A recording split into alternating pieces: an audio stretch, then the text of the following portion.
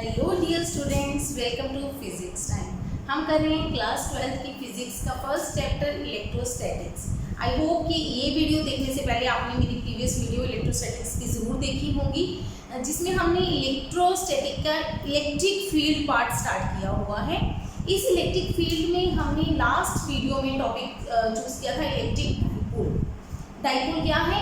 Pair of equal and opposite charges separated by some distance. मतलब एक positive Q होगा, एक नेगेटिव क्यू, उनके बीच में थोड़ा सा गैप है, तो उस चीज को, उस डिवाइस को, उस कॉम्बिनेशन को हम क्या बोलते हैं? Electric dipole. पहले लेक्चर में डाइपोल के हमने एक्सियल लाइन पे इलेक्ट्रिक फील्ड फाइंड आउट किया था, और आज के लेक्चर में हम इक्वेटोरियल लाइन पे इलेक्ट्रिक फील्ड फाइंड आउट करेंगे। ठीक है, तो एक्सियल लाइन का इलेक्ट्रिक फील्ड का आंसर है 1/4 pi epsilon not 2px/x² - l² का होल स्क्वायर। इसमें 2l क्या थी? लेंथ ऑफ डाइपोल, ठीक है। x क्या था? Distance of observation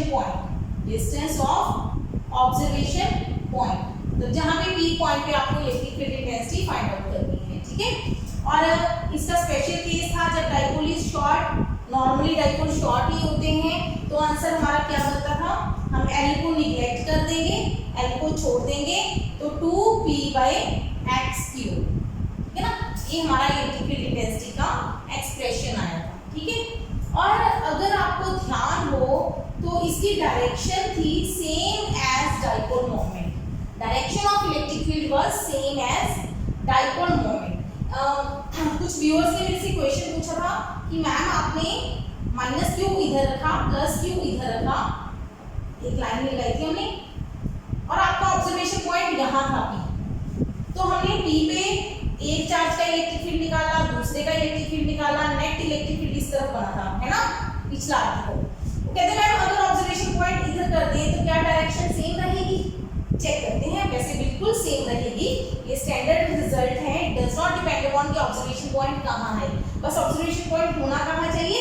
axial line पे। ठीक है, तो अगर मैं P पॉइंट यहां लेती हूं तो नेगेटिव का इलेक्ट्रिक फील्ड टुवर्ड्स आएगा, नेगेटिव चार्ज का, पॉजिटिव का अवे आएगा। कौन सा चार्ज पास है ऑब्जर्वेशन पॉइंट के? P के पास कौन है? A point. दूर कौन है? B point. A पॉइंट पास है तो A का आंसर ज्यादा आएगा, मतलब नेगेटिव चार्ज का इलेक्ट्रिक फील्ड ज्यादा आएगा, पॉजिटिव का कम आएगा मैग्नीट्यूड में। डायरेक्शन नेट की क्या बनेगी? E net. अगर direction of electric field on axial line is same as dipole moment, dipole moment भी यही होती है, negative to positive. Electric field भी हमारा नेगेटिव टू पॉजिटिव है, तो डायरेक्शन दोनों की सेम ही आती है when point is on axial line. Clear हुआ? ये एक्सियल लाइन का मैं यहीं छोड़ती हूँ, इसको बिना मिटाए हम इक्वेटोरियल का स्टार्ट करते हैं। ठीक है, आज के लेक्चर में मैं थ्योरी कम लिख पाऊंगी क्योंकि आप ऑलरेडी थ्योरी एक्सियल लाइन में लिख चुके हैं। बिल्कुल सिमिलर थ्योरी आपको यहाँ पे लिखनी है। फुल मार्क्स लेने के लिए थ्योरी लिखना बहुत जरूरी है। ये चीज अपने माइंड में बिठा के रखिए कि जब आप फुल थ्योरी लिखोगे तो you will get very good marks. ठीक है, एग्जामिनर को अच्छा लगता है हमेशा कि हाँ बच्चे ने हर चीज एक्सप्लेन की है। आप बताओ कि P क्या है, डाइपोल मोमेंट कितनी है, चार्ज इंटू 2, मतलब फॉर्मूला लिख दो Q इंटू 2L, साथ में डायरेक्शन बता दो, तो आपका इम्पैक्ट अच्छा बनता है। ठीक, तो चलिए स्टार्ट करते हैं इक्वेटोरियल लाइन पे electric field intensity find out करने के लिए। सो फर्स्ट क्वेश्चन क्या होगा? What is equatorial line? Equatorial line याद रखो, इक्वेटोरियल लाइन ये क्या होती है? एक तरह से परपेंडिकुलर बाइसेक्टर, एक तरह से नहीं मतलब होती ही परपेंडिकुलर बाइसेक्टर है। परपेंडिकुलर बाइसेक्टर का मतलब डाइपोल है, एक चार्ज है -q, एक चार्ज है +q, जो लाइन इसके सेंटर से पास करे perpendicular to the axial line, क्या कहेंगे? इक्वेटोरियल लाइन क्या है? लाइन या एक्सिस जैसे passing through center of dipole, center से पास करें and perpendicular to axial line. Axial line कौन थी? जो दोनोडाइपोल्स को जोड़ती है, पूरी लंबी लाइन, मतलब दोनों तरफ जाएगी, ये एक्सियल लाइन थी। तो ये हमारी कौन सी हो गई? Equatorial line. समझ आ गई? पहले तो हमें पता चल गया कि इक्वेटोरियल लाइन होती क्या है। फिर हमने करना क्या है? कंसीडर अ डाइपोल, है ना, पिछली वीडियो में जाके सारी चीज लिख लेना। कंसीडर अ डाइपोल बोल के बता दूं, of charges plus minus q separated by 2l, ठीक है, so that dipole moment P equal to small p is equal to q into 2l, direction from minus q to plus. बस ऐसे करके पहले हम डाइपोल बता देंगे। अब हमें करना क्या है, वी हैव टू फाइंड, हम खुद ही बता रहे हैं एग्जामिनर को कि हमें इस आर्टिकल में क्या करना है। We have to find electric field intensity at a point P on equatorial line of dipole at distance, कहाँ पे P point x from center। ये हमारा थ्योरी पार्ट हो गया। करीब करीब इतना लिख दोगे तो अच्छा लगेगा। स्टार्टिंग में इंट्रोडक्शन हो गई कि हमने करना क्या है, फिर हम मैथमेटिकल स्टार्ट करेंगे, ठीक है। ये एक बार नोट हो गया, चले आगे। अब इसको क्लीन कर रही हूँ ताकि हम डायग्राम बहुत अच्छा सा बना सकें कि एग्जैक्टली हमारे पास सिचुएशन क्या है। देखो क्या करेंगे हम,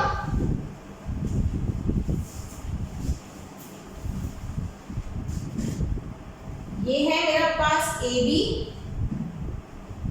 माइनस क्यू प्लस क्यू, कितना डिस्टेंस 2l, जो चीजें हमने लिखी हैं ये हो गई इसका सेंटर O, ठीक है। फिर क्या करेंगे, O से ये हो गई इक्वेटोरियल लाइन, इसको y एक्सिस भी लिख सकते हैं, नाम भी लिखोगे तो भी चल जाएगा। तो ये हमारी हो गई x एक्सिस। तो ये पॉइंट है P, कितना डिस्टेंस है x from centre of dipole. यहाँ तक क्लियर हो गया ना कॉन्सेप्ट। ये ऐसे डायग्राम अच्छा सा बनाना है, सुंदर सुंदर स्ट्रेट लाइंस बनाने के लिए कभी भी जरूरत मतलब कंडीशन नहीं है कि आपने स्केल यूज करके स्ट्रेट लाइंस बनानी है। अगर आपका हाथ स्टेडी है, आप स्ट्रेट लाइन ड्रॉ कर सकते हो तो ठीक है। हाँ, आपकी लाइन ऐसे नहीं जानी चाहिए, मतलब स्ट्रेट लाइन ड्रॉ कर रहे हो ऐसे जा रही है, नहीं, ये नहीं होना चाहिए। आपका हाथ रुक के स्ट्रेट लाइन आनी चाहिए, ठीक है। क्योंकि मैं व्हाइट बोर्ड पे लिख रही हूँ, राजे प्लेन है, आपके पास कॉपी होगी, लाइंस बनी होती हैं, तो आपके लिए ये लाइंस ड्रॉ करनी इजी है, ठीक है। चलिए, समझ आ रहा है ये चीज। अब हम क्या करेंगे, हमारे पास दो चार्जेस हैं, तो इलेक्ट्रिक फील्ड नेट क्या होगा, अगर वेक्टर फॉर्म में लिखें, electric field due to A plus electric field due to B, vector form में। लेकिन वेक्टर फॉर्म में तो सिर्फ हम वैसे लिख सकते हैं अगर IJK की फॉर्म में हो। अगर IJK की फॉर्म में नहीं है तो हमें क्या चाहिए होगा, ट्रायंगल लॉ या पैराग्राफ लॉ लगाएंगे। एक तरीका तो ये है, करते हैं कैसे। देखो, पहले हम निकालेंगे ए का इलेक्ट्रिक फील्ड, फिर बी का इलेक्ट्रिक फील्ड। ए का इलेक्ट्रिक फील्ड क्या होगा, अगर ये L है, ये L है, तो ये R मान लो मैं डिस्टेंस। ए का इलेक्ट्रिक फील्ड क्या होगा, 1/4 पाई एप्सिलॉन नॉट, या K लिख लो इसको, कोई प्रॉब्लम नहीं है, charge by R square. Am I right? क्या मैंने ठीक लिखा है? ये इलेक्ट्रिक फील्ड में सिंगल चार्ज आता है, R स्क्वायर आता है। ए का इलेक्ट्रिक फील्ड निकाल रही हूँ, चार्ज नेगेटिव था, मैंने माइनस क्यों नहीं लगाया, क्योंकि मैं मैग्नीट्यूड कंसीडर कर रही हूँ। जब आप मैग्नीट्यूड ले रहे हो तो नेगेटिव साइन लगाने की जरूरत नहीं है। अगर वेक्टर फॉर्म लिख रहे हो तो मैग्नीट्यूड लगाओगे, नेगेटिव साइन लगाओगे, ठीक, क्लियर। ब्रैकेट में लिख दो डायरेक्शन क्या होगी, डायरेक्शन लिखने की जरूरत नहीं, वर्ड डायरेक्शन लिखने की जरूरत नहीं, लिखोगे अलोंग। किस तरफ होगी, ये नेगेटिव चार्ज है, नेगेटिव चार्ज का इलेक्ट्रिक फील्ड किस तरफ होता है, टुवर्ड्स द चार्ज। मतलब P पॉइंट पे हम गलत बना दी लाइन, सॉरी, ये लाइन P तक जाएगी, ठीक है, और ये डिस्टेंस भी P तक है। ये आप नाम भी लिखो ना, ये लाइन नाम भी लगाओ तो भी चल जाता है, यहाँ पे x लिखो बस, ठीक है, ऐसे बना लो। तो ये R डिस्टेंस माना है मैंने, तो AP किस तरफ होगी डायरेक्शन, नेगेटिव। P पे हम पॉजिटिव यूनिट चार्ज रखेंगे तो ये नेगेटिव अट्रैक्ट करेगा, या सिंपल नेगेटिव का इलेक्ट्रिक फील्ड टुवर्ड्स, पॉजिटिव का अवे, तो ये इलेक्ट्रिक फील्ड आएगा इस तरफ ई ए वेक्टर। देखो जब मैंने मैग्नेटिक डायरेक्शन दिखा दी ना तो डायग्राम में वेक्टर लिख सकते हो आप। अलोंग पी से ए की तरफ जाएगा नेट इलेक्ट्रिक फील्ड, ए का इलेक्ट्रिक फील्ड, ठीक है। अच्छा एक काम और करते हैं, क्या हमें आर की वैल्यू पता है? क्या हमें आर की वैल्यू पता है? We know that this is a right angle triangle, right angle triangle है तो आर स्क्वायर क्या होगा? L square plus x square या x square plus l square लिख सकते हैं इसको, एक ही बात है। Pythagoras theorem perpendicular square plus base square is equal to hypotenuse square, clear? ठीक है जी, ये ए का इलेक्ट्रिक फील्ड आता है। सिमिलरली बी का इलेक्ट्रिक फील्ड, बी के लिए डिस्टेंस क्या होगा? पीबी, ये बी का इलेक्ट्रिक फील्ड आएगा, ये स्ट्रेट होनी चाहिए लाइन। क्या ये दोनों डिस्टेंस बराबर होंगे? क्या ये दोनों डिस्टेंस बराबर होंगे? मैंने यहाँ लिख दिया यस, ये दोनों बराबर होंगे क्योंकि दोनों ट्रायंगल्स क्या बनेगी? कॉन्ग्रुएंट ट्रायंगल्स बनेंगी, ठीक है, ठीक है ना, बन जाएगी। ये दोनों क्लियर हो रहा है, ये डिस्टेंस और ये, क्योंकि ये सेंटर से डिस्टेंस है, ये परपेंडिकुलर बाइसेक्टर है, ये दोनों साइड बराबर, एंगल बराबर, ये साइड कॉमन, तो ट्रायंगल्स कॉन्ग्रुएंट हो जाएंगी, तो ये बराबर होंगे। अच्छा ये एंगल और ये एंगल भी बराबर होंगे, आइसोस्केलस ट्रायंगल बन जाएगी। आर आर बराबर है तो उनके ऑपोजिट साइड्स के एंगल्स भी बराबर होंगे। सिमिलरली आपको कैलकुलेट करके दिखाने की जरूरत नहीं पड़ेगी, q by x square plus l square आप शॉर्टकट कर सकते हो, नो नीड टू शो कि इसको आर स्क्वायर दिया है हमने, सिमिलरली लिख दिया चल जाएगा, ठीक है। बस बताना क्या है? डायरेक्शन अलोंग, किस तरफ होगी ये डायरेक्शन? P से B, पॉजिटिव चार्ज है, पॉजिटिव का electric field away from the charge जाता है, मतलब ये दूर जाएगा, ये इस तरफ जाएगा, E B वेक्टर, समझ आ रहा है? अलोंग, तो उसको कोई नाम देना पड़ेगा, इसको PM कह दे, M N L जो दिल करे आपका नाम दे दो, अलोंग PN, जो नाम दिल करे। X Y मत देना, X एक्सिस Y एक्सिस हमारी स्टैंडर्ड है, बाकी जो आपका दिल करे वो नाम दे सकते हैं आप, ठीक है जी। अब हमें पता है EA और EB बराबर है, इनका हमें रिजल्टेंट निकालना है, मैग्नीट्यूड बराबर है, रिजल्टेंट निकालना है। तो पहला रूल है पैरेललोग्राम लॉ, पैरेललोग्राम कंप्लीट करो, ये रिजल्टेंट बनेगा। एक तरीका तो ये है, उसके लिए हमें इन दोनों के बीच में एंगल पता होना चाहिए। एंगल कैसे निकालेंगे? इन एंगल्स के हिसाब से निकल जाएगा, बिल्कुल सही आंसर आएगा।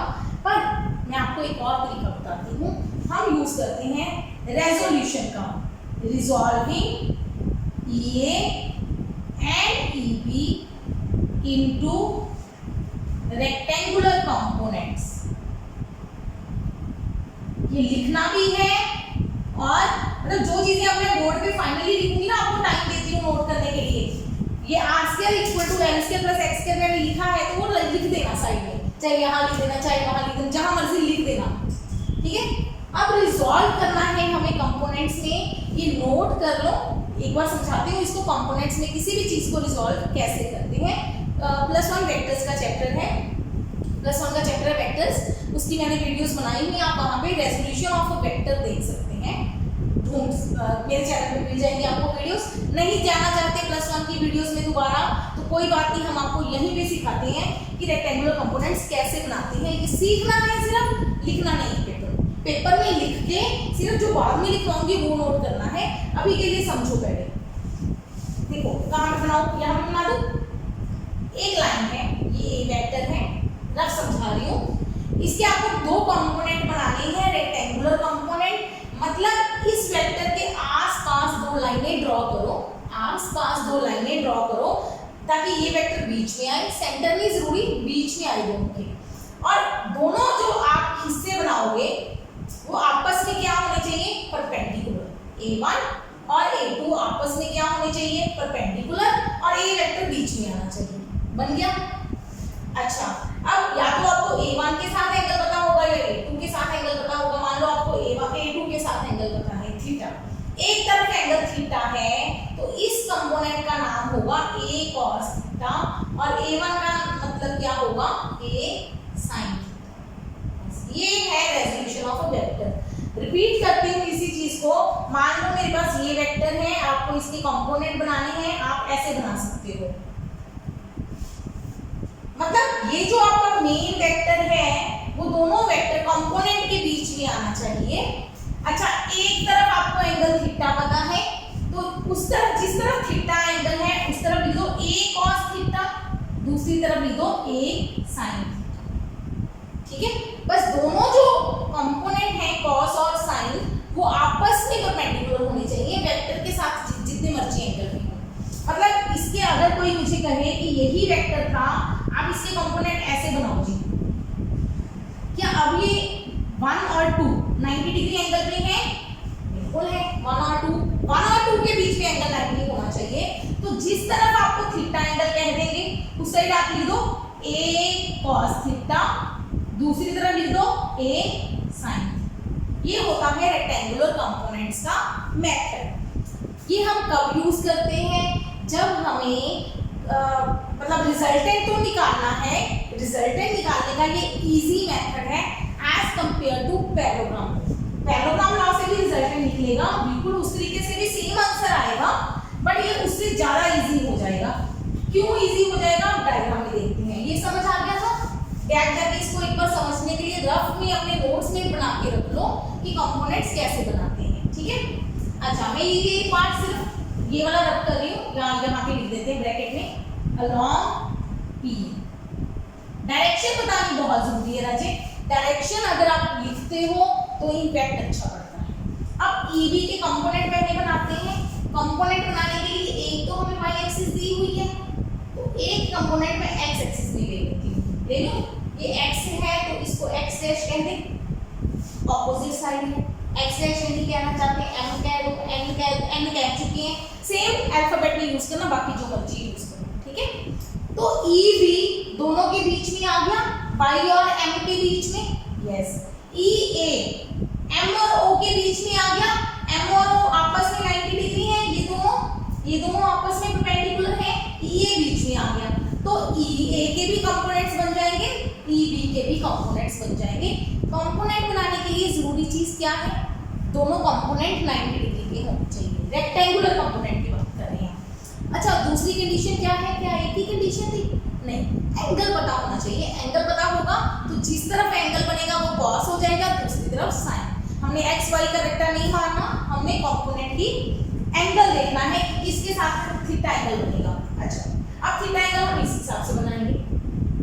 ये एंगल थीटा है तो ये एंगल भी थीटा हो जाएगा। कौन से एंगल्स? ये दो पैरेलल लाइंस हैं, देखो ध्यान से, ये और ये पैरेलल लाइंस हैं। ये क्या है? ट्रांसवर्सल, तिरछी रेखा है, काट रही है, तो ये एंगल्स आपस में बराबर होते हैं।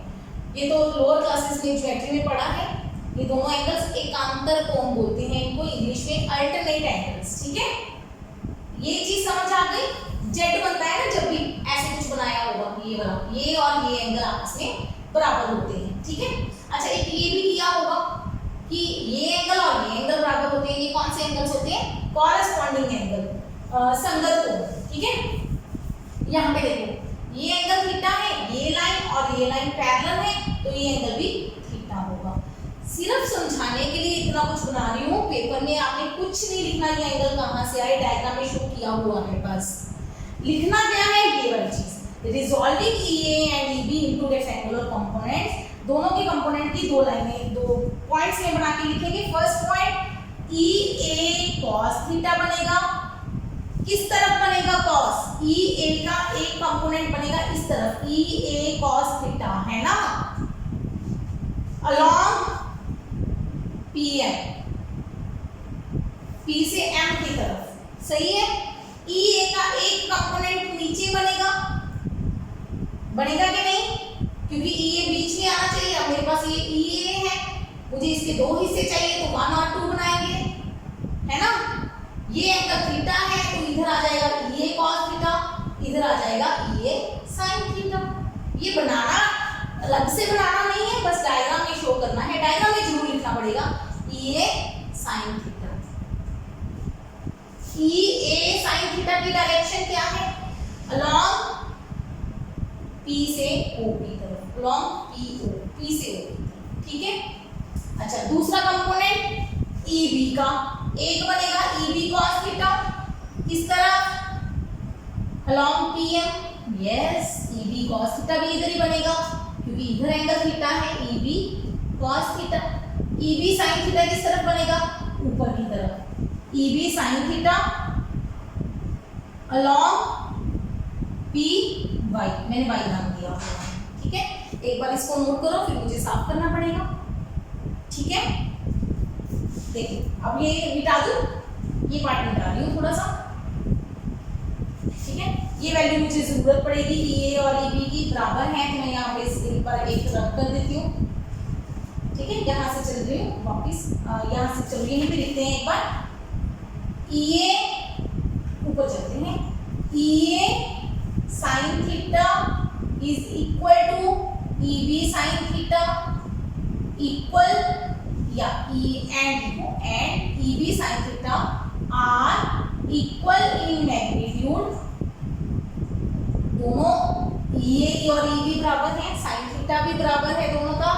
ये दोनों component equal in magnitude and opposite in direction, और डायरेक्शन भी क्या है इनकी? ऑपोजिट है ना। सो दे कैंसल। जो कंपोनेंट इक्वल और ऑपोजिट हो वो आपस में क्या हो जाते हैं? कैंसल, प्रोवाइडेड उनकी लाइन सेम हो, एक ही लाइन में हो।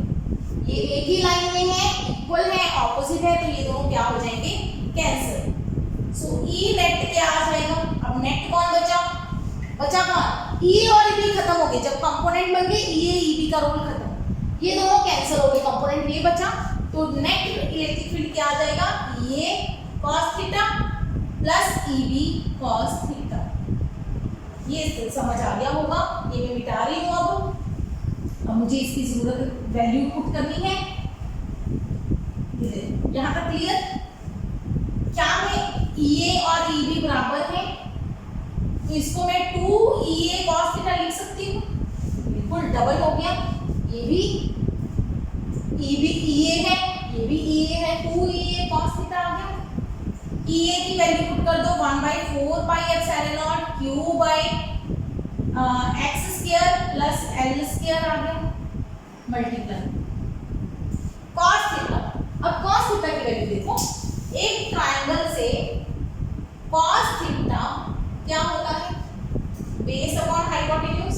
बेस को चाहे ये ट्रायंगल ले लो, चाहे ये ट्रायंगल ले लो, एक ही बात है, हाफ ट्रायंगल। बेस कौन है? लेंथ। हाइपोटेन्यूज कौन है? r। तो L/r हुआ। अच्छा, Q 2L इकट्ठा कर दिया मैंने, 4 पाई एप्सिलॉन r स्क्वायर नहीं x square plus L square. अच्छा, L भी हो गया, नीचे r, अभी r स्क्वायर क्या लिखा था हमने? x square plus L square, तो r क्या आ जाएगा? x square plus L square की पावर हाफ, अंडर रूट को पावर हाफ बोलते हैं। ये दो बेस हैं, बेस सेम है, अगर हमारे पास एक a हो, एक a की पावर हाफ हो, तो क्या हो जाती है? a की power 1 plus half, power add हो जाती है, यानी कि a की पावर 3/2, ठीक है। तो a की पावर 3/2 हो जाएगा। करें, ये क्लियर हो रहा है? बिल्कुल क्लियर हो रहा है होगा। Q इंटू 2L क्या होता है? Charge into length. लेंथ कितनी है? 2L। चार्ज को लेंथ से मल्टीप्लाई करेंगे तो क्या आएगा? Dipole moment 1/4 pi epsilon x square plus L square power 3/2। ये हमारा नेट इलेक्ट्रिक फील्ड का आंसर आएगा। क्या ये नेट इलेक्ट्रिक फील्ड इससे मैच करता है? नहीं मैच करता, तो दोनों में फर्क है, बहुत फर्क है फॉर्मूला में। इसके ऊपर 2 आता है, x आता है, नीचे माइनस आता है, पावर 2 आती है। यहाँ पे ऊपर x नहीं आता, 2 भी नहीं आता, प्लस आता है, पावर 3/2 आती है। I hope it is clear now, ठीक है। एक बार इसको नोट करो, थोड़ा सा एंड स्टेप रह गया और आर्टिकल खत्म।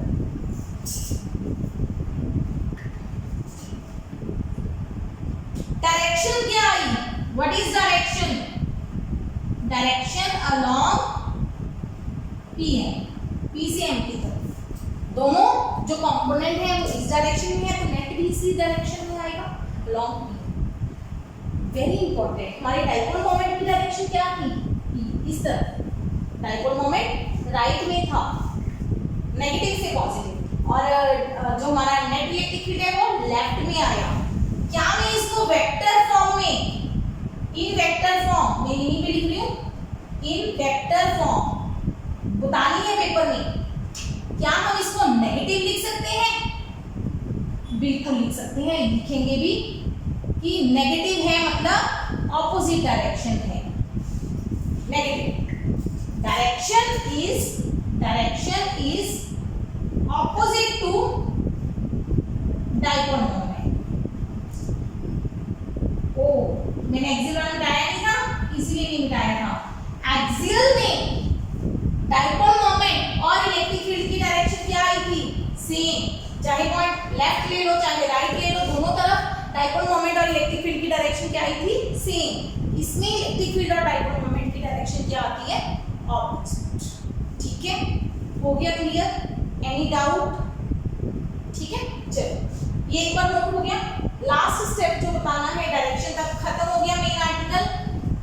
अब एक वेरी इंपॉर्टेंट पॉइंट है कि डाइपोल नॉर्मली क्या होते हैं? Short dipole. स्पेशल केस कर देते हैं, वैसे जनरल केस है, बताया था मैंने आपको लास्ट लेक्चर में। In case of short dipole, in case of short dipole, अगर डाइपोल बहुत छोटा हो तो क्या होगा?